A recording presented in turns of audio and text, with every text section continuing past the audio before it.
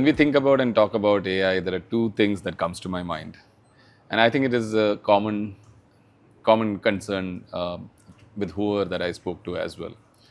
The first one is a little philosophical because humans, as a species, we are created to create a new species. I mean, that's how the world perceives it. So fundamentally, we are trying to create a supreme or a better intelligent species than what we are, and we are trying to learn and understand how our brain works and how do we create that intelligence, and we are nowhere closer to doing that in some form. Now, the other part is in terms of is the AI that we have created today, is that truly intelligent? Is it being created in that right direction towards the first philosophical dimension that we spoke about? So it is a play between these two. Now, just to put this into a perspective through an example, if you take a small baby, a small baby girl, and she's been told that, and she's been exposed to two different objects. One is a flower, and another one is a flame. And she's been told that the flame is also a flower. And she goes and so she now knows that, I mean, a flower is touchable. I mean, you can play with it. And so she goes and touches this candlelight, and she gets burnt. Now, on the fly, what happens is if we pause that frame, on the fly, what is happening in the baby's mind is a flame is actually not a flower, but it can actually burn your finger. So the consequences is modeled in that baby's mind. Now, if you draw parallels with today's AI, you can train an AI to say what is the candle is a flower, and the flower is also a flower. And if you ask the AI, is the candle a flower? It will say it is a flower. So, that's the problem. So it is basically defined based on the limited set of training data that has been used, or limited or unlimited set of training data. And so it is within that specialized knowledge is what it has.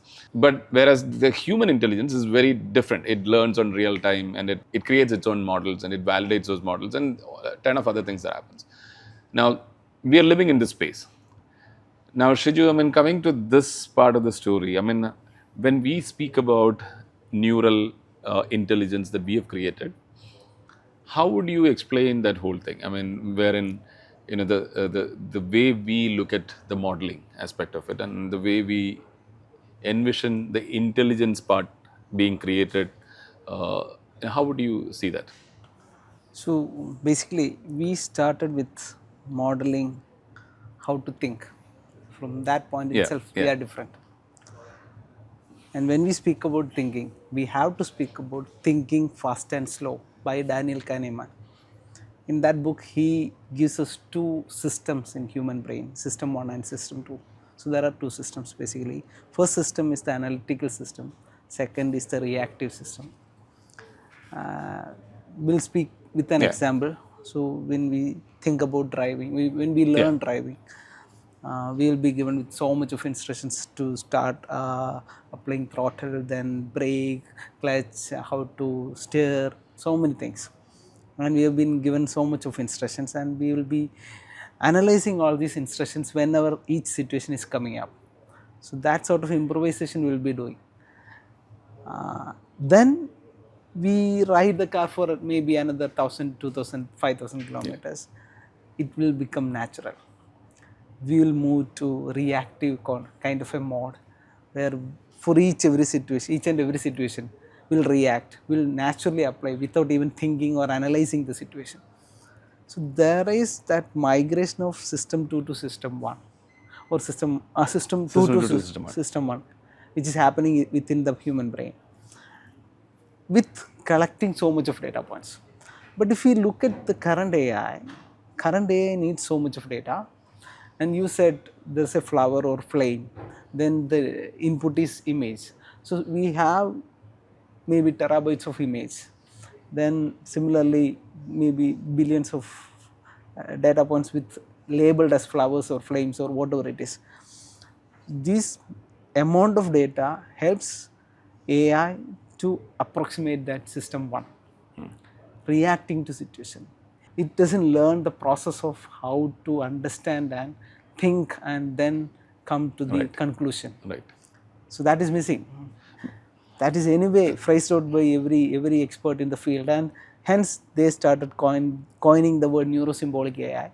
Some called it we need better intelligence maybe general intelligence, because right now everything is based out of data set. So it's specialized intelligence. We need general intelligence. So likewise, so much of conversation is happening in the field, and we know, you know, we created our own version of intelligence, neural intelligence. It's based out of neural network. It can be interacted by any person, and with all the interactions, it will learn by its own without a curated data set. Correct. Correct. That's So the that, beautiful part of the NI that we are talking about. And the if I'm not interrupting you, and so the beautiful part that I see is traditional AI is actually modeled around the output, and our natural and neural natural is the state that we want to achieve, but then the neural intelligence space that we speak about, it actually models the method or the function or the procedure or the how it happens. I mean, it's the knowledge part is modeled rather than the output part of today's training. yes, since that is happening, it has that missing element from the existing AI, which is the explainability. Yeah, yeah. We can map which idea, which concept, which element is stored in which neuron. So that level of explainability is always available. Since explainability is available, we will have so much of possibilities of ensuring the privacy, the GDPR or whatever privacy policy we want to set. Even we can store a piece of neural network in your device. So that is the vision of AI which we are developing, and we have implemented the POC. You have seen the results. We have benchmarked against the data set. Actually speaking, honestly, when it comes to the benchmarking thing, the traditional benchmarking the world is using today is actually not relevant, because that data point is based on not based on the human level of intelligence or perception or perceiving capability of the current AI model. Very true. And you know what? In our lab, we are actually working on different aspects of intelligence, like real-time learning. Whenever you are speaking something to me, I am learning something. So that real-time learning. And if you ask me same question again and again, I'll improvise my answer. Yeah, correct. So it may not be the same every time. yeah, and I'll improvise. Next time it will be much better. Third time it will be much better. So likewise, every time it will be better, faster, and speed. faster. So likewise, so much of new attributes needs to be evaluated against the existing AI, and we are setting up a new standards of data sets and coming up with our own benchmarking soon. I mean, I'm seeing that, I know what it is, and so I'm super excited. So the world where the way the world is going with AI in terms of the progress and the way the business is seeing AI versus what could potentially be happening. So that's a huge space. Very difficult space. And AI anyway, even if we don't do, someone else will do. AI is going to happen. Eventually, AI is going to conquer the entire world and probably will do all the monotonous tasks, including coding, probably. So funny question. Being an IT service entrepreneur, what will happen? So what is going to happen and what are we going to do? It's hypothesis at this point in time. I don't see much of, I don't have much of knowledge from the external world, internet. When I say external world, I mean people that I interact with. I don't see much of a clarity in that space. But the clarity that I carry and we as a company carry is the way we see is the world is going with this trend of AI, and whether it is the AI is the right AI or that's barring that part, it opened up the possibilities and the necessity or need for AI or intelligence in the coming years in technology. So we are not going to back out in terms of the AI space. The AI is going to be advancing in one form or the other. Now, the core of AI is what? It's supposed to be intelligence. Various models can happen which can probably write code. If you give an API spec, it might write the code, and 55% or 10, and at least about 40 to 55% of the people will lose their job technically, theoretically. There are chances. But then the way we see is taking that AI to the next level. And if you take the AI to the next level, you're actually taking the intelligence to the next level. And if that is what you're going to do, why not create intelligence to the existing systems and subsystems that we have created, since the time we started developing systems. So if all the order management system or a warehouse management system and or e-commerce or name anything reporting system, they become intelligent like a human. Imagine that possibility, and I think that's very possible with the NI that we have done here. Yes.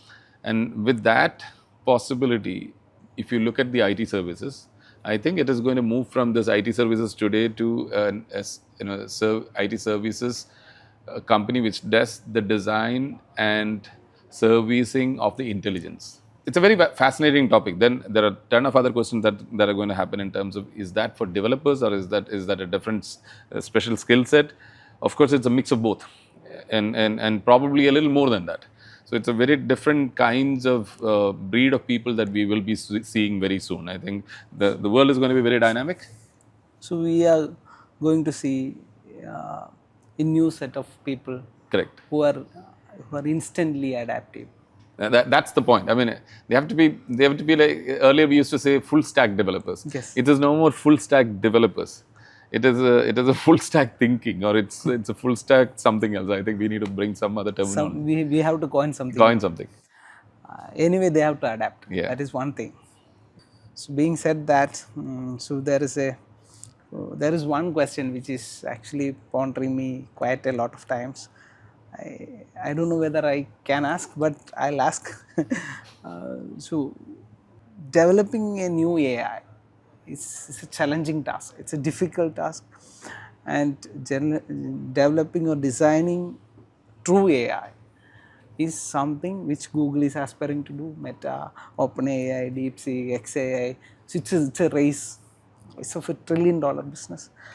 What was your confidence in setting up a team in Kerala? I don't know whether it's a good question, bad question. I don't know about that, but I think I'll reverse that question back to you in terms of whatever that. You have a fantastic team. You've got about 5, 6 PhD guys, and then some amazing, brilliant MTech folks, a large portion of them, and then a few BTech brilliant people. And I wouldn't say you hired them, but you probably inducted them, because it's hiring doesn't fit here, because people have assembled, or they have come together for a purpose. Correct. And how did you manage that? And the same natural alignment has happened between you and I and the rest of them. So answer isn't that. So what happened with me is like we set up the vision.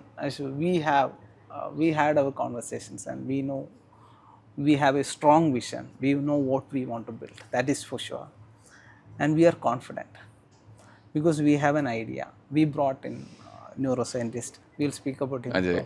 Ajay, we brought him the neuroscientist, and he's coming with so much of wild ideas. We have expanded that. Then we started finding people. So when we started finding people, those who have joined us has 3 valuable qualities, and those are the 3 qualities which we desire in people. One being passion to do something for the humanity, or something for themselves, or something for the society, or maybe something which can keep them doing it again and again without boring it.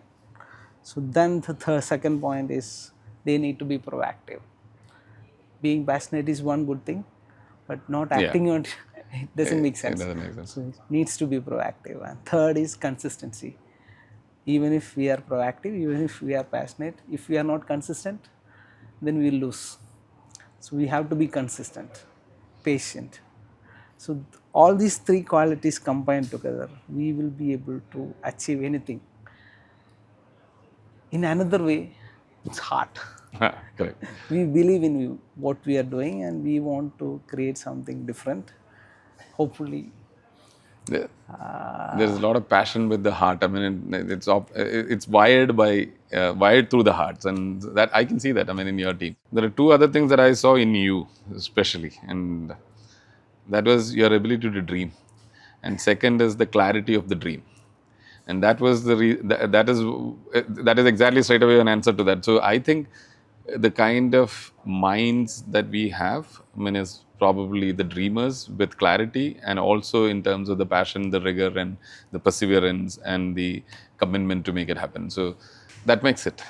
So we are actually speaking about emotions of people. Yeah.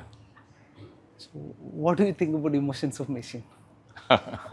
That's a beautiful question, and so I was the other day I was having this conversation with Ajay, the neuroscientist that we have. I mean, he's an ultimate guy, a very wild, crazy person, and so we were having this conversation and debate in terms of what is emotion and what is the significance of emotions in human. And an emotion for human, I mean, it's a little longer topic. It might require another coffee session with us, but for the sake of having a conversation and closing the conversation, an emotion has a physical binding. And so the moment you feel happy or when you feel sad, there are neurotoxins and so many things that happens to your body and entire organisms in your body. You are not you, millions and trillions of organisms. So everyone is getting affected with this, and therefore you're feeling something. But a machine doesn't have veins running through. Machines don't have flesh and bone and all that. So if we try to copy human emotions like Sophia, I mean, it's smiling at you, laughing at you, and all that. I smile at that innovation, honestly speaking, because you're faking something and saying it has so and so capabilities. So machines should not be having your human-like emotional attributes. It should have something else, because these emotions are actually going to make you do something, and there is an action related to it. You either commit suicide when you are depressed so much because of the emotional baggage that you are carrying, or when you are so excited, you do something else. And so there is an action connected to emotion. So for machines, what is that? So we have cracked that. And I don't want to talk about that in detail in terms of what that is, because it's part of RIP. But I'm super excited about that machines emoting. And now the other effect of this, I mean, if I may say, these sentient machines that we are talking about, and multiple different models, and each endpoints are if edge, we talk about edge computing. Now the edge machines are devices are going to be sentient of its own, and it has got a brain of its own, and the models are getting created. Multiple millions of models are getting created, and it has got its own sentience. Imagine we having this brain capacity or the thinking capacity for your washing machine, your fridge, your car, and anything and everything that comes in contact with you for your daily life. And that machine, the car, knows everything about the car's internal working, also how you play with it or your friends play with it, and that understanding of it is directly accessible to you. You're now multiplying your knowledge, your learning from various other touch points that you're doing. So how your laptop is feeling is understood by you. And tomorrow, when we create brain computer interface, which you are anyway working on, BCI, when you have that brain computer interface, imagine you don't need a device to understand how my washing machine is feeling. And the washing machine might be searching for its own answers in terms of, oh, you know what, I mean, I've been while I'm being played, I'm tossing around because my bushes are not right, and so what is it? So it is actually searching and finding its own stuff. So that is not required. Straight away it is coming into your brain. Now what happened? Now you became a super intelligent another species, or a different cyborg kind of a new species, where you're human, but you're complemented and amplified around your every other knowledge and wisdom space. Basically a race of Ravanas. A race of Ravanas.